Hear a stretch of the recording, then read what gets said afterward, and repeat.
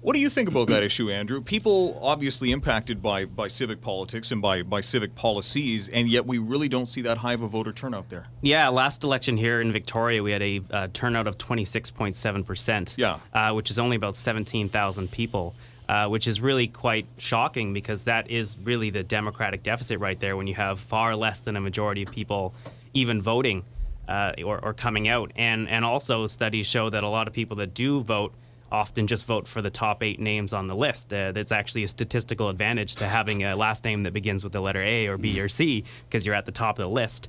So the fact that there's a lot of lack of information, I don't want to blame it on the media here because you have 13 municipalities to cover. That's really difficult. And we're fiercely defensive and we take everything personally, so don't you dare.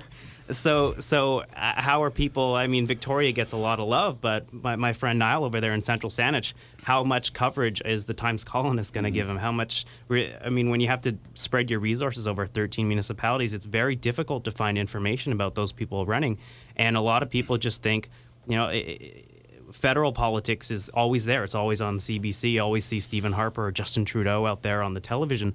And you think, wow, like that's always in front of you and it's always ever present.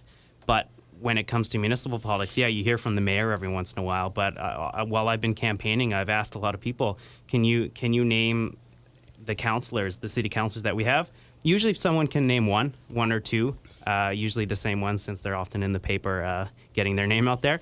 But the remaining 6 are very rarely mentioned. And it doesn't surprise me because there's this lack of connection, despite the fact that, like Niall said, these are the most direct services. If the federal government disappeared tomorrow, with the exception of maybe some unemployment checks and whatnot, a lot of people wouldn't notice. But if the municipal government stopped functioning tomorrow, the trash wouldn't get picked up, your water would stop working, your electricity would go out. It's the immediate effects on your everyday life.